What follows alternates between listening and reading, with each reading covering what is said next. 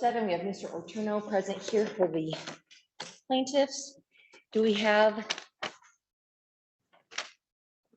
got an email, so it didn't make it to the file yet. I got an email from Respondents Council. I want to say it was Monday. Yeah, Robert McMillan is on the line. I'm Oh, an perfect. I'm an assistant managing attorney with the Northwest Justice Office out of the Yakima office. Perfect. Get my I'm actually laptop out. calling from Charleston, South Carolina. Oh, goodness. Right, at any rate, I haven't been able to review the responsive pleadings. I assumed that obviously we would continue the hearing when we got here today if respondent who's present in court requested to be able to confer with Northwest Justice. Mr. Ortuno? Your Honor, I did discuss a continuance with my client. Mr. McMillan did request one. I didn't grant it prior to today. My client has concerns. There's been a delay, obviously, in their dealings with Ms. Chorley that brought us to have to file the unlawful detainer. The reason my client was not willing to grant more time, and of course I defer to the discretion of the court,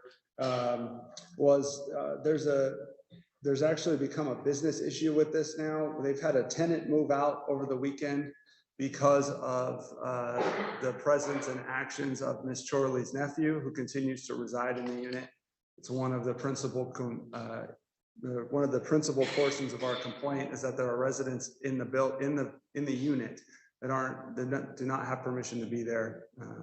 So again, we would oppose a continuance. We think this has gone on long enough and that a ruling should be made today on the OSC. However, again, I defer to the discretion of the court.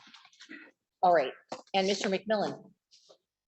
As a preliminary matter, request for a continuance was made over a week ago, so development denied last week. So to the extent things have occurred over the weekend, which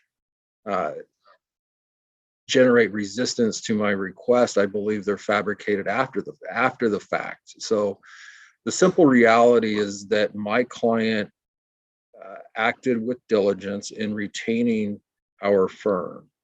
She called on or about the day that she was served, which was a week ago yesterday. I typically do not appear in these cases, I assign other advocates to these files. When Ms. Chorley contacted our office, I immediately called Mr. Ortuno and requested a continuance because I knew I was going to be unavailable. Now, I thought I was going to be returning yesterday, but weather delays prevented me from getting on the plane as I had planned. But I had requested a continuance almost as soon as Ms. Chorley contacted our firm.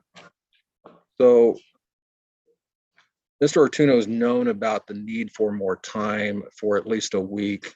He declined. I don't know if he didn't contact his client or he contacted his client and then didn't respond to me, but it took me reaching out to him for a second time before he said no and precipitated the pleadings that may or may not be in the file. I provided them to the court on Monday, again, while I was on vacation. So additional time is needed if indeed this court wants to give Ms. Chorley the opportunity to exercise her right to counsel in the circumstance, which I think the court should.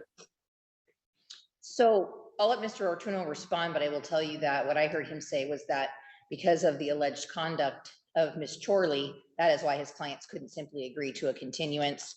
I know as counsel, I used to always agree to continuances and tell my client, you're likely going to get to court and pay me to go there, and you're going to object to the continuance, and they're going to receive it anyways.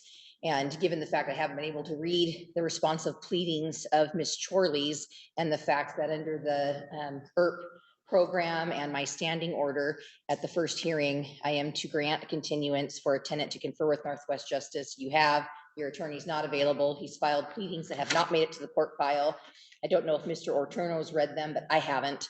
I'm going to, over the landlord's objection, continue this over to the March 8th docket. Is there any additional record you wanted to make, Mr. Ortuno? I kind of skipped past that. I'm not going to address the unfounded accusations that I manufactured or my client manufactured or reasoned